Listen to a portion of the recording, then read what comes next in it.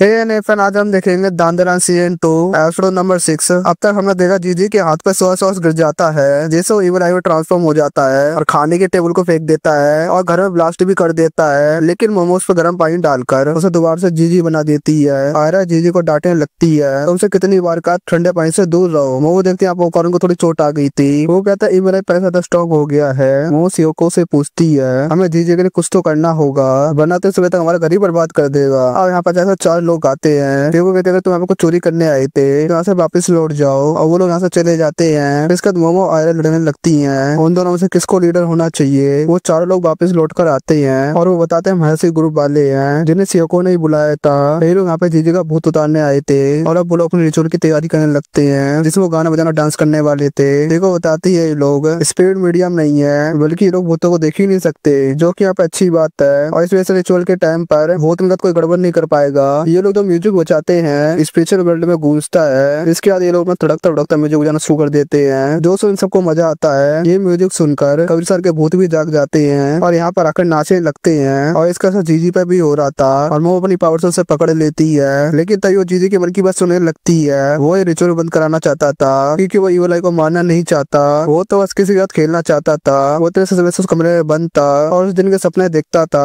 उसे ही बाकी बच्चों की तरह खेलने को मिलेगा। लेकिन अब वो द्वार से मरने वाला है। जीजी का तब से और ज्यादा ध्यान रखेगा और ठंडे पानी से अपना को दूर रखेगा। प्लीज इविल आई को नहीं मारो। ये सुनकर सियोको फास्टिंग वगैरह निकालती है और उसे रिचुअल की आग बुझा देती है और हयासी वालों से बोलती है काम पूरा हो गया। इविल आई भी अफसर की फैमिली का हिस्सा है। और अब वो हयासी ग्रुप का ऑफिस आने को बोलती है। वो पूछती है कि उसने ऐसा क्यों किया, तो सियोको बोलते हैं जीजी यही चाहता था। आयरा यहाँ पे गुस्सा हो जाती है, क्या अब हमें उसका जिंदगी का ख्याल रखना पड़ेगा, उसका इतना फालतू टाइम नहीं है। और कारून कहता है मैं और ज्यादा स्ट्रॉन्ग बनूंगा ताकि जब भी इविल आई बाहर है उसे मार के वापस भेज सकूं। तो आयरा बोलते हैं ऐसा तुम्हारी लाइफ हमेशा खतरे में रहेगी, वो कभी भी शांति से नहीं सो पाएगा। और कानून बोलता है मुझे कोई फर्क नहीं पड़ता, वो मेरा दोस्त है। तो आप मोये बोलती है मैं अभी स्ट्रॉन्ग बनूंगी और हम दोनों मिलकर इविल आई से लड़ेंगे। जिस पर आयरा और मोमो दुआ से लड़ने लगते हैं। आयरा कहती है उससे कुछ कम नहीं है। वही दूसरी तरफ जीजी और कारून को गले लगाने लगता है। अभी सियोको नोटिस करती है बारिश होने लगी थी, वहाँ पे कुछ बोले उससे पहले ही इविल आई बाहर आ जाता है और कारून को एक मुक्का मार कर दूर फेंक देता है। ये लोग किसी तरह जीजी को होश में लेके आते हैं और ऐसे वाले अपने सामान उठा के यहाँ से निकल जाते हैं। इनका यहाँ पे आधा घर टूट गया था क्योंकि यहाँ पे मोमो से कुछ कार्ड लाने को बोलती है जिन्हें खिड़कियों दीवार पर चिपका देते हैं। इसके बाद सियोको जीजी को ट्रेनिंग कराने लगती है जिससे वो अपने स्पेशल एनर्जी को कंट्रोल करना सीख जाए। ऐसा करने से वो इविल आई को कंट्रोल कर पाएगा।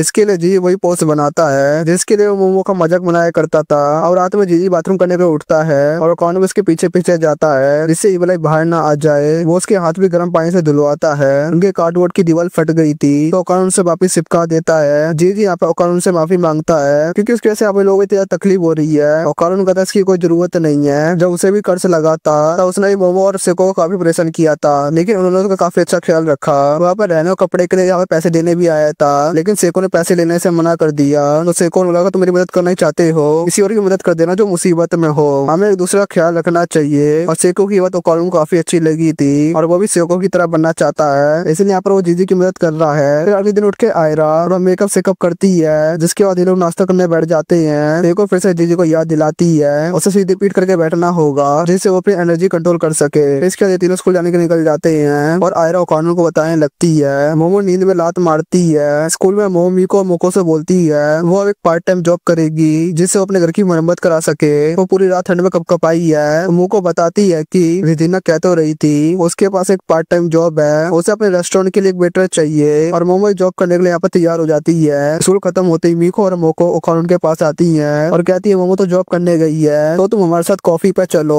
वो जबरदस्ती करके कानून को साथ ले जाती है। उनको तो उसके साथ बस कॉफी पीनी है और कानून बोलते से तो डेट बोलते हैं। मोको बोलती है अगर मोमो जीजी का तो कॉफी पिएगी तो कैसे डेट बोलेंगे। और कानून बोलता है बिल्कुल भी नहीं। यहाँ पे जबरदस्ती उसे यहाँ पे कॉफी पीने ले जाते हैं। वो उसे यहाँ पर एक मेड कैफे ले आती है जहाँ पर लड़कियां मेड का आउटफिट पहनकर काम करती है। और यहाँ पर कानून मोमो को भी मेड के कपड़ों में देखता है, इसलिए वो दोनों कानून को यहाँ पे लेके आई है। और मोमो कानून को देख यहाँ पे शर्माने लगती है और कानून भी यहाँ पे शर्माने लगता है। और एपिसोड इसी सीन का यहाँ पे खत्म हो जाता है। कैसा लगा आज का एपिसोड कमेंट कर जरूर बताना और अगर आता है वीडियो देख लिया तो सब्सक्राइब जरूर कर देना, वीडियो को लाइक भी कर देना। चलो मिलता है नेक्स्ट वीडियो में।